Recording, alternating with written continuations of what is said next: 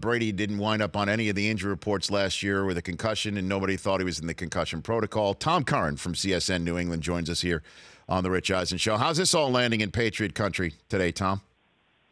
Well, predictably, as it often does, there's a massive crater, and now there is the fallout that comes with it. So the fallout consists of yes. It's multi-tiered. First, there are the deniers. Well, he couldn't have had a concussion, and Gisele doesn't know what he's talking about. Or he had concussions, and there was a conspiracy to shield this information from the NFL so that Brady could play. And then there's the third, that perhaps Brady did not self-report. Well, there's actually four. Brady did not self-report and decided to administer to himself on his own. And then finally he did, nobody knows anything. That's always four, what ends up happening too. Well, your phone crapped out on the fourth one. What was the fourth one, Tom? That no one knows anything, and will never, despite the hue and cry. You want to pick up the phone there, Lo, and see what we can get? Maybe Tom's in. There's bad reception in Worcester today. Yeah. Right? Back Bay, not getting a signal here. Is he back on the phone line? Yeah, he should be good. He's you there, in a Tom? Trouble area. Hey, it's your boy. I'm back. Really crappy reception on my street. Well, but now we should be good to go. Is it? Do we need a new tower there in Worcester, Tom, or Quincy? Where are you? We're down in Lakeville, Mass, Rich. Okay. Down in New Bedford, Taunton, Raynham area. So we're good. But it has created a dust up, and my take on it is I reached out to and haven't heard back. But there is a level of personal responsibility that a player has to assume. And the Patriots in 2015 at the Mona Lisa veto press conference, yes. You'll remember Belichick being asked about Spygate. And at one point he said, you know what, we err on the side of caution no matter what. We don't even get close to the line. We stay as far away from the line as possible. And I would contend that while as many people might be out there scoffing at that notion, saying, yeah, right, that the Patriots have had enough poop storms visited upon them by the league that they wouldn't want to invite another by shielding or screwing around with the injury report with Tom Brady. So, I mean, do you think the Patriots would undertake something like this, Tom? I mean, what do you think the most likely situation is here? The most likely situation is that Brady has probably over the years had dings to the head that he probably didn't see trainers or doctors for, but because of his very avid health and wellness inclinations on his own, said, I'll take care of it. And he actually, alluded to that last year talking to Kirk and Callahan up here in a morning interview, was asked about Alex Guerrero, who, full disclosure, I've gone there a number of times for my own stuff. The guy's phenomenal. But there are things as well that Brady has attested to, we're good at, we can help you with concussions. And Brady said on Kirk and Callahan, we've treated many concussions that had incredible success with it. So my suspicion is, and again, this is unconfirmed. Sure. And I've talked to Tom. My suspicion would be that if Tom Brady did suffer any head trauma that didn't result in a fencing response and him being knocked out cold, that he would say, you know what, I'm not going to tell anybody because I'm not going to miss a week in the concussion protocol. I'll take care of it with Alex and administer to myself because I know what I'm doing. That's my suspicion. Tom Curran here on the Rich Eisen Show. And for those who might not know what the fencing response is, that's when somebody who gets knocked out and suffers a concussion, their arms go straight up in the air.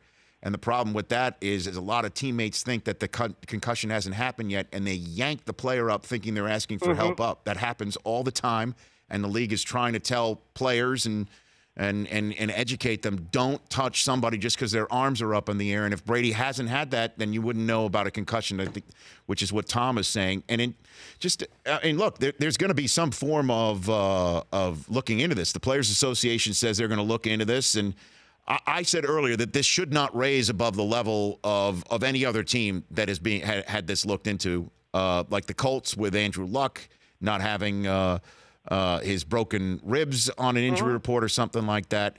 So what is we don't know yet what the Patriots' initial response is internally to this, Tom?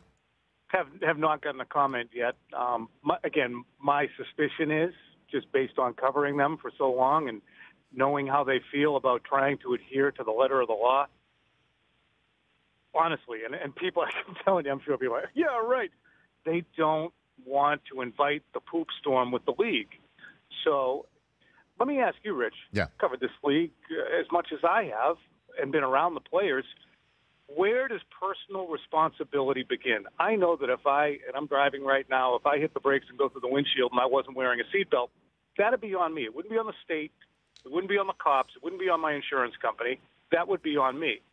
I feel that with head trauma or dings that are, guys not laid out, it feels like he's in a fog, he's got to have the personal responsibility to say that he doesn't. And if he does not, unfortunately, it's on him.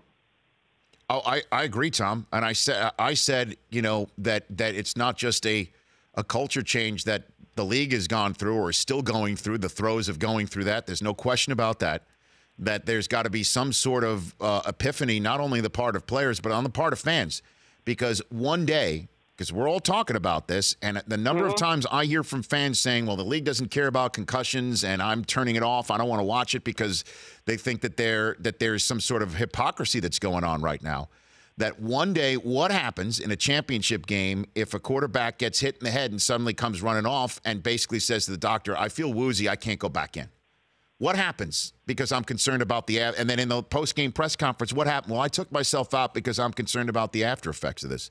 Fans would go crazy too. So I mean, we're in all levels. We're living in an interesting time, Tom.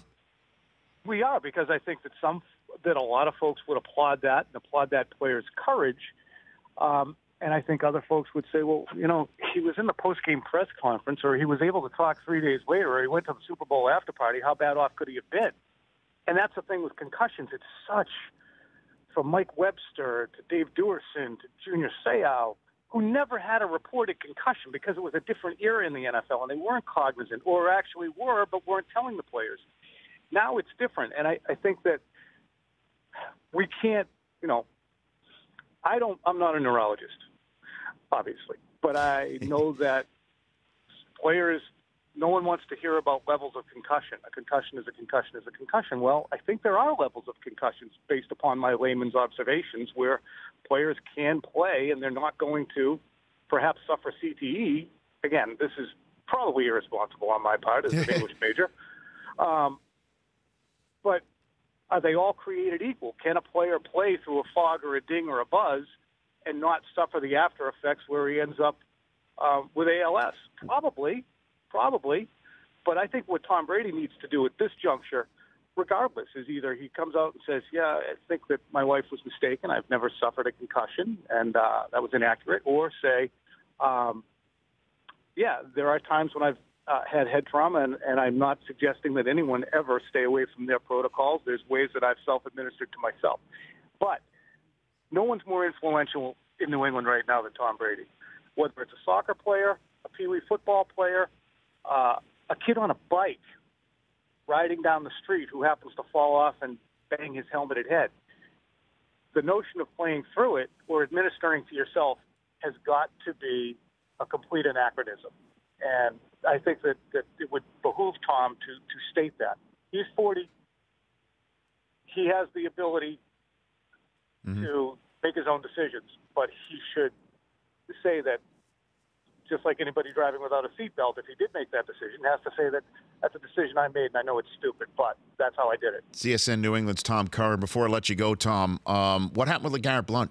How in the world did this not come together where the Patriots decided to keep someone with 16 touchdowns last year, and now he's in Philadelphia for 2 and change, should he get all the incentives? How did this happen? I think it's very much like the Dante Hightower and Malcolm Butler situations, which is on a different level. They anticipated having, because of their success in 2016 and previously, a higher level of interest in them. But there's also a feeling that, well, he's in New England. That offense has Gronk and Edelman and Martellus Bennett, and Tom Brady and Deion Lewis and James White. Of course he's going to have that success there. I don't know if LeGarrette Blount can be a 1,200-yard, 16 touchdown, 18 touchdown guy with us. And that's where I think the disconnect exists. And that's an interesting thing about the Patriots. Guys are better here than they might be elsewhere because of the system and the surroundings. And that does not belittle their abilities necessarily. I hate to make it sound that way. But it's just, I think other teams tend to look at players who do well in New England and say, yeah, well, we do it differently here. Hightower wouldn't be able to do the same things with us that he would with New England.